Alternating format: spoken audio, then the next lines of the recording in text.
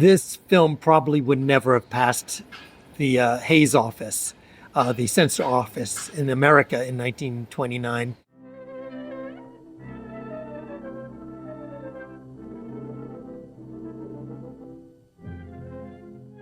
You did a reconstruction of Queen Kelly, first time in 85, right? Yes. How did you return to this film so many years later, and how your thoughts on restoration and your feeling about restoration was different the second time? Yeah.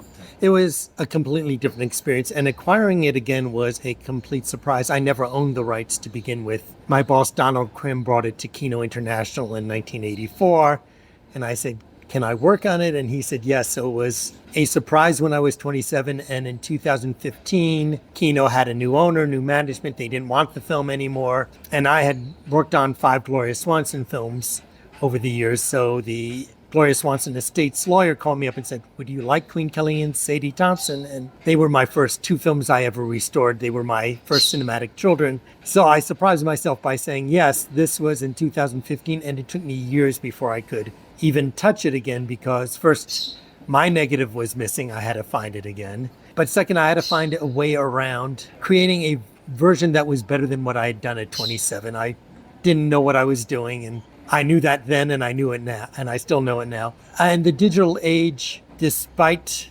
the reputation it has, it creates more opportunities, especially for unfinished films like this, to create a more beautiful version.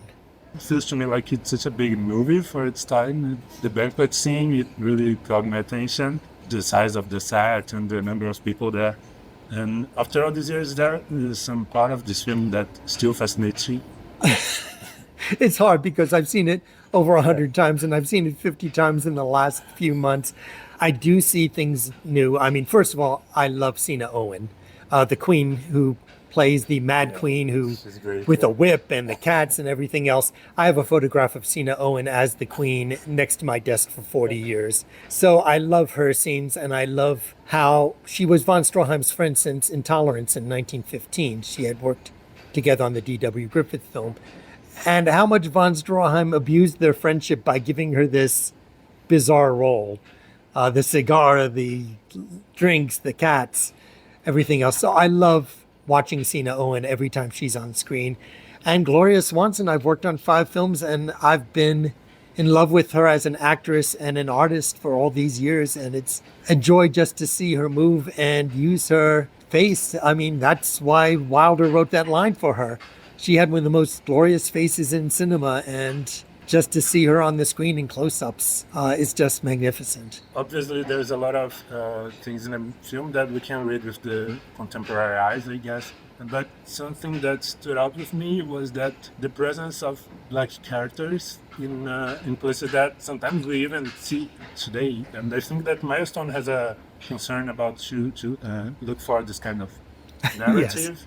What kind of surprises do you find in this aspect in Kelly or in another film? That's an excellent question, because that's really the gist of why this film could not have been shown in 1929. Von Stroheim has an African priest give the last rites to the dying white aunt and marrying the white couple. There are interracial prostitutes kissing interracial sailors. This film probably would never have passed the Hayes office, the censor office in America in 1929. And that's probably what shocked the people most.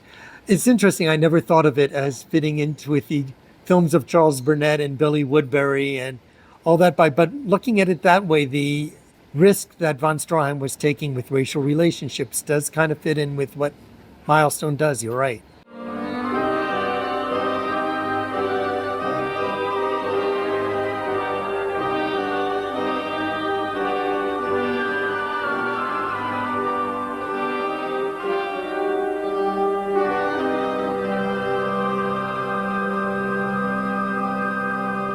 It has always been, from the days I was a student programmer in 1979, I wanted to show films that nobody had ever seen before, or so few people had seen before that they're seeing it for the first time. I had not seen that many films when I was growing up, maybe 5 or 6.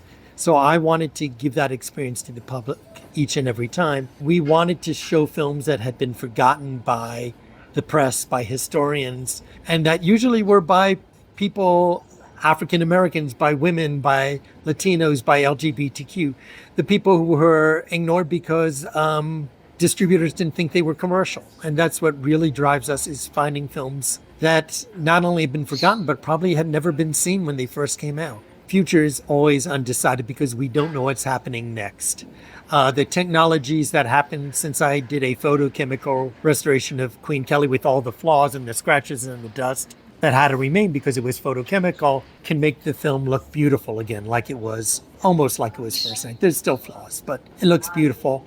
I am afraid that the future archivists will use these tools to make them look too beautiful, to make them look plastic, to make them look like television. And the archivists today are fabulous. There's a code of ethics from the organizations, the Association of Moving Image Archivists and the Federation of International Film Archives. Right now, there is archivists fighting for the right for film to look like film.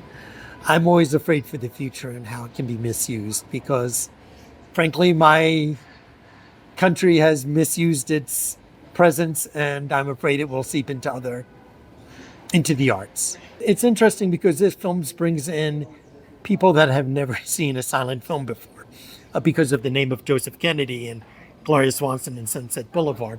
So there are people seeing a silent film for the first time. This is not very representative of silent films because it was never finished and I had to finish it using stills and footage, and some of those people are bewildered.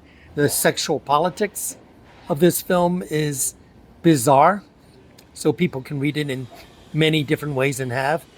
But on the whole, Gloria Swanson's face, they had faces and she had the face. Just seeing her face on close-up, I think has thrilled so many people. They've forgotten what a great actress and what an amazing, remarkable face she had.